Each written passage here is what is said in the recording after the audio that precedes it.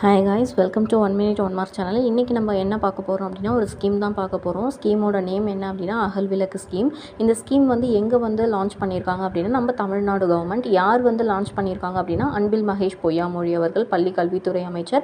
யாருக்காக இந்த ஸ்கீம் ஆரம்பிச்சிருக்காங்க அப்படின்னா, 9th-லேருந்து 12th படிக்கக்கூடிய கேர்ள்ஸ் ஸ்டூடெண்ட்ஸ், பள்ளி மாணவிகளுக்காக இது ஆரம்பிச்சிருக்காங்க.